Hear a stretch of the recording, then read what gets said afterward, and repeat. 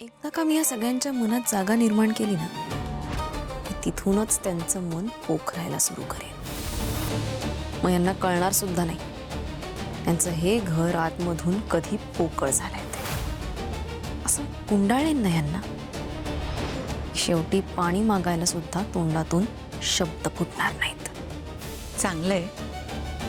फक्त त्यांना गुंडाळता गुंडाळता त्यात स्वतःलाही त्यांच्याबरोबर गुंडाळून घेऊ नकोस म्हणजे झालं.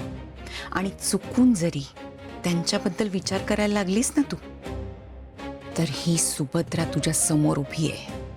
आई, हे विसरू नकोस. अहो तुम्ही काळजी करू नका. फक्त एक गोष्ट लक्षात ठेवा, उद्याचा दिवस व्यवस्थित पार पडला पाहिजे. त्या पुरुषोत्तम गायकवाडचं जर मन जिंकायचं असेल ना, तर हीच ती संधी आहे. तू कुठला डबल डाव खेळतेस हे मला माहित नाही प्रीती, पण उद्याचा वाढदिवसच काय, यांच्या घरातला कुठलाच कार्यक्रम मी आनंदाने पार पाडू देणार नाही.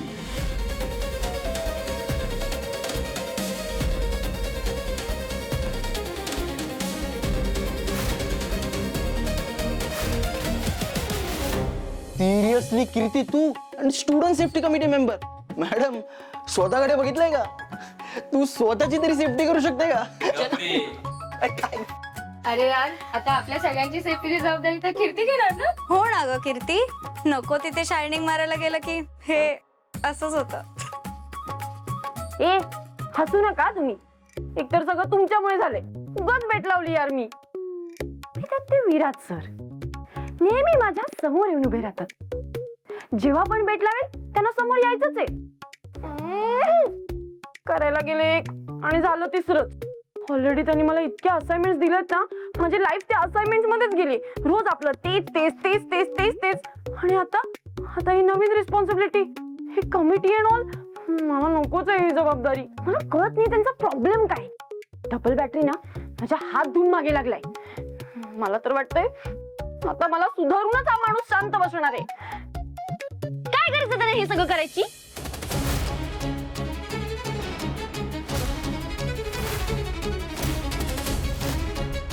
अरे तुम्ही का मागे जाताय? मी तुम्हाला बोलतेय, मी विराज सरांबद्दल बोलतेय ना. काय बोलतेस तू?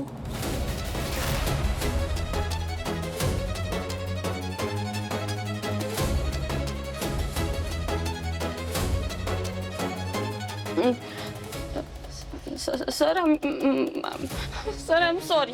Sorry sir, I am extremely sorry sir, I am sorry. पण कशासाठी सॉरी? तू आधी पण चांगलं काम केलंयस आणि आता तर स्टुडंट सेफ्टी कमिटीची मेंबर पण आहेस तू. So don't be sorry, be proud of yourself. Thank you sir, thank you so much. आणि तुम्ही जसं म्हणालात, मी पूर्ण जबाबदारी घ्यायला तयार आहे सर. थँक्यू.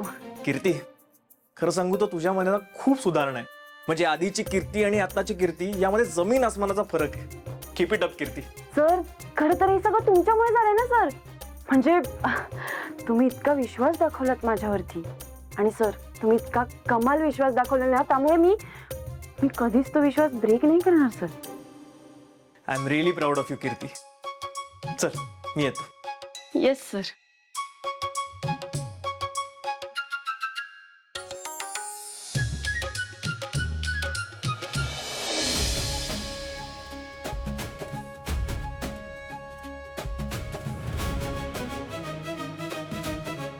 अरे सुरत, तू दारात काय उभी आहेस अशी? ये ना आत ये. बोल, काय म्हणतेस? तेच बोलायचं होतं तुझ्याशी. जे माझ्या मनात आहे, म्हणजे तू मला विचारणार असं मला वाटतंय, तेच जर असेल तर माझं उत्तर तुला माहिती आहे. मी काय विचारणार, तुला काय माहिती? अगं, दरवर्षी वाढदिवसाच्या आदल्या रात्री तू माझ्याकडे येतेस आणि हाच प्रश्न विचारतेस, हो की नाही? माहिती ना तुला, मग दे ना परवानगी. अगं, लहान आहोत का आपण दरवर्षी तेच तेच बोलायला? अरे नाही होत लहान, माहितीये मला. दे ना प्लीज, एकदा परवानगी दे ना. नो. का नाही म्हणतोस? मला वाढदिवस तुझा साजरा करायचाय, घरातल्या सगळ्यांना करायचंय, सगळ्यांना सेलिब्रेशन करायचंय, मग नाही का म्हणतोस तू? सेलिब्रेशनच काय, तुझ्या प्रश्नाचं उत्तर देणं सुद्धा मला वेळ वाया घालवण्यासारखं वाटतंय. विराज सारखं बोलू नको आता तू. नको. दे ना परवानगी प्लीज. अजिबात नाही. नेहमीप्रमाणे सगळ्या गोष्टी होतील, सगळे आपापल्या कामाला लागतील मी सुद्धा ब्रेकफास्ट करून दुकानात जाणार आहे.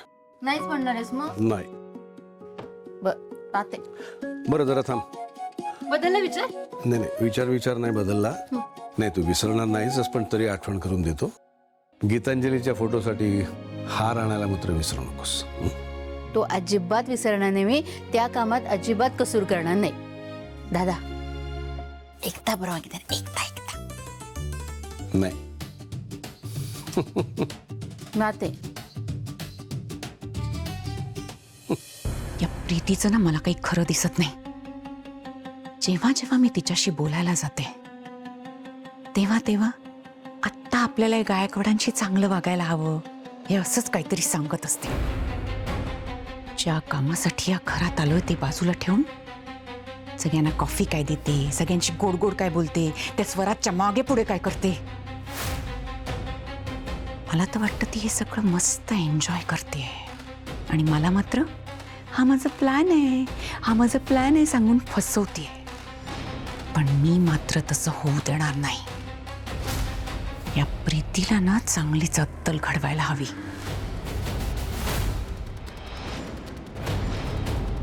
आता मी असं काहीतरी कांड करणार की ज्याचं खापर या प्रीतीवर फुटेल. मग तिला कळेल ही सुभद्रा काय आहे आणि काय करू शकते.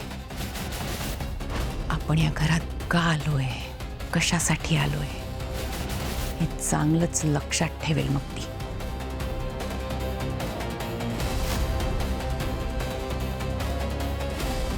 काहीही झालं तरी मी हे मिशन थंड पडू देणार नाही.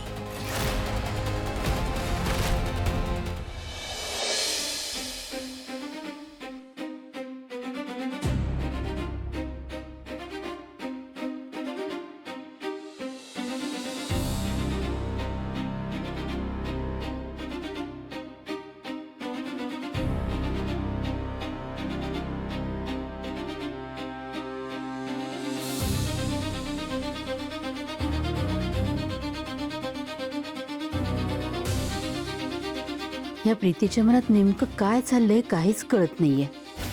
कधी दुसऱ्यासारखे वागते, कधी गोड वागते.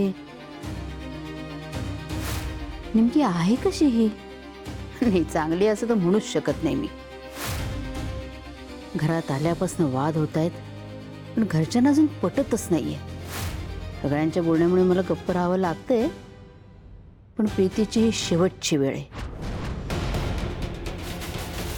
ह्यावेळी जर प्रीतीने काही गोंधळ घातला आणि उद्या वाढदिवसात काही गडबड झाली तर मग काही खैर नाही तिची. मग कोणी नाही वाचू शकणार तिला माझ्यापासून. आत्तापर्यंत घरच्यांचं ऐकून खूप वेळा माफ केले तिला मी, पण आता नाही. हे घर वाचवण्यासाठी घरच्यांच्याच विरोधात जावं लागलं तरी चालेल, पण प्रीतीला सोडणार नाही. मग मी ही प्रीती नावाची कीड ह्या घरामध्ये पसरू देणारच नाही मी.